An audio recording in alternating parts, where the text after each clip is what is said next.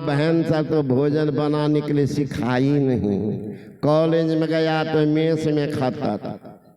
और गुरु महाराज पूछते भोजन बनाना जानते हो? तो मैंने कहा जी नहीं। कहा तब तुम बाबा जी नहीं बनोगे। डर गए तो गए संशय महाराज के पास। हुजूर ये कौन थर्मामीटर है कि जो भोजन बनाएगा वही बाबा जी बनेगा?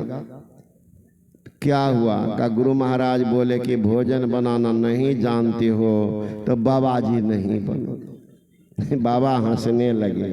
का सुनिए, इसीलिए गुरु महाराज बोले कि साधु फकीर अकेला होता है। कहीं जाओगे भीख मांगने तो आटा मिलेगा, कहीं चावल मिलेगा, कहीं पका हुआ भोजन मिलेगा। तो आटा लेकर के आटा खाओगे तो बनाना जानोगे तो बना के खा करके रात भर मस्ती में ध्यान करोगे। आजा भजन नहीं करोगे तो मुक्ति क्या? अब भोजन करोगे कैसे? तो भोजन बनाना जानते नहीं हो तो भूख से मर जाओगे। इसलिए भोजन बनाना साधु के लिए जरूरी है। तो अब जाके सीख लिए थे है ना भोजन बनाने के लिए। भोजन तो रोटी हम बना देंगे तो हम संभव है एक भी माई नहीं ठहर पाएगी। चैलेंज है ना। चूंकि संशय महाराज की सेवा में था तो जब भाई जहाज से चलते थे तो 3 आदमी रहते थे। उनका भंडारी था श्याम जी और एक किशोरी बाबा। वो ट्रेन से चले जाते थे। आगे हवाई जहाज से जाना है तो भोजन बनाते थे हम तब तक जब तक हवाई जहाज में बैठ नहीं जाते। टिफिन में लेके चलते थे तो रोटी बनाते थे। रोटी का दोनों तरफ पापड़ जैसे फुला रहना चाहिए। 3-4 मिनट तक फुला रहेगा रोटी। कहिएगा मैं क्या क्यों बनाएंगे? अब यो बना देंगे तो सोचना पड़ेगा। अब तो छूट गया आदत। कारण है मैया सब बनाते हर बार करके ऐसे देते ऐसे। उसमें रोटी कभी नहीं फूलेगी। हे मैया जो नहीं जानते हो कभी बना के हमको खिलाना मैं सिखा देता हूँ। पहले आटा को खूब मलो पहले मन से और उसके बाद रोटी को बेलो। अब बेल करके तावा पर दो। तुरंत तावा पर से उल्टा उस पार दो फिर उल्टा। वो जो रोटी फूलेगी 3 मिनट को 5 मिनट वैसे फुला हुआ ही रहेगी। ये तटपट क्या कहते रोटी को ससार देती है तावा पर। बाबा पक गई रोटी और जला देती है। कहती पकड़ जल रहा तो पपरा जल गया। कितने तो रोटी फूल ही रहा है बढ़िया से दी नहीं तो बीचे में पंचर होकर हवा निकल जाता। रोटी फूलेगी रोटी जलेगी। फूलेगी नहीं जलेगी। तो पहले पंचर हो गया। उसी तरह से बाबा जी सब भी या बाबू सब भी अगर बीचे में पंचर होंगे तो पपड़ी कैसे ब्रह्मांड में कैसे ले जाएंगे? रोटी फूलेगी किस पर? बीच में वाष्प पर होता है तो वाष्प भी वो पपड़ी को उठा करके रखता है। वाष्प उसी तरह से ब्रह्मचर्य रूपी वाष्प जिनके पास है वो ब्रह्म रंध्र में प्रवेश करेगा। और जिनका पंचर है रोजे ढोंग कीजिए बैठ करके है ना हड्डी घिसाएगी। परमात्मा का धाम कब जाएंगे? इसलिए संत महात्मा गण कहते हैं सबरी उस कला को जानती थी। लेकिन हम सबों के लिए सबरी का माध्यम बनाए कि सबरी को मैं कह रहा हूं। कौन? भगवान राम। प्रथम भगति संतन कर संगा। संतों का संग करो। संतों का संग तो सबरी तो संत का संग। संतों का संग। संत कौन? कई भेष में नाई रे अरबंग है। देवे में कुसाद खाई में तंग है। जग से रे उदास महर में अंत का, अरे हारे पलटो, ऐसी रहनी रहे लक्षण संत का, केहू भीष में नहीं।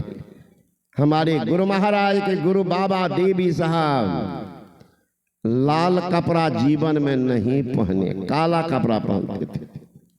उनके गुरु तुलसी साहब और विचित्र महात्मा दर्जी लोग जो कपड़ा को कतर के फेंक देते थे, तो वो कपड़ा उठा के लाते तुलसी साहब और कांटा में, बबूल के कांटा में उसको घुसा घुसा करके बड़ा बना करके उसी को ओढ़ते थे। तुलसी साहब सामर्थवान कितने। तुलसी साहब के प्रमुख 4 शिष्य थे। शिवदयाल सिंह, जिनके नाम पर राधा स्वामी मत चला। शिवदयाल सिंह के पत्नी का नाम था राधा। तो उनके प्रधान शिष्य थे राय बहादुर शालिग्राम, भारत में प्रथम हुए थे वे पोस्ट मास्टर ऑफ जनरल, पहला व्यक्ति भारत में वही थी वो शिष्य। उन्होंने कहा गुरु महाराज इस मत का नाम रखिए राधा स्वामी मत। कहा नहीं, मेरा तो अनाम मत है। कौन कहा पानी बांटने के लिए? मंगने का पानी देखोगा सब मार हमको दो, रख दो 10 रुपया सीसी, 10 रुपया सीसी, देखो कितना लेता है, तो अब देखेंगे बहादुर। बुद्धि से काम लो, बोलो सीसी ले लो, घूमो का 10 रुपया, 10 रुपया सीसी, 10 रुपया। ये मंगनी का चंदन घस रघुनंदन सबको प्यास नहीं हो मन से एक पिला पी लड़ा 2 घटी फेंक दिला है ना। तो सबरी उस ज्ञान को बांटने वाली थी जिसकी साधना स्वयं की थी। सबरी माध्यम है हम लोगों के लिए। तो तुलसी साहब जब शरीर त्यागने लगेगा इनकी भी बात मान लेना, तो वही उनकी बात मान करके लगते राधा स्वामी संत मत। और दूसरा उनका शिष्य बाबा देवी साहब, तीसरा थे गिरधारी स्वामी, चौथा शिष्य थे सूर स्वामी सूरदास जनमान। एक बार सुबह का सत्संग प्रारंभ हुआ, भजन कीर्तन चल रहा था, स्तुति का समय है। तुलसी साहब कहते हैं आज गिरधारी कहाँ गया, पाठ करना है। गया कहाँ? सूरदास बैठा हुआ। कहते गुरु महाराज बाहर के आगंतुक लोग आए हुए हैं, गिरधारी जी उन्हीं की सेवा में लगे हुए। तुलसी साहब ने कहा तुम बैठ करके बात बना रहे हो, जब वो सेवा में है तो तुमको तो पाठ करना चाहिए। हाथ जोड़ लिया, आंख में आंसू आई। गुरु महाराज मैं तो जन्म का अंधा हूँ, अक्षर का ज्ञान नहीं है, मैं पाठ कैसे, पुस्तक कैसे पढ़ सकता। का किसने कहा तुम अंधा हो? कौन का अंधा है? उठाओ तो किताब।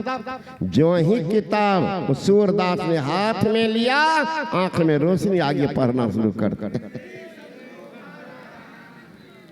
अनपढ़ सूर स्वामी आंख ला दिया। कौन? वही बबूल के कांटा का आवरण लेने वाला सिलाई कपड़ा, एक भी चहक महक वाला कपड़ा।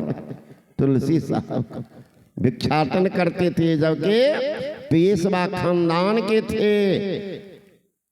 कल उनका राजगद्दी होने वाला है। बैठ करके सोचने लगा इस झंझट में कौन पड़े, दिन रात प्रजा के पास मुंह को जलाते रहना, ये काम ठीक नहीं।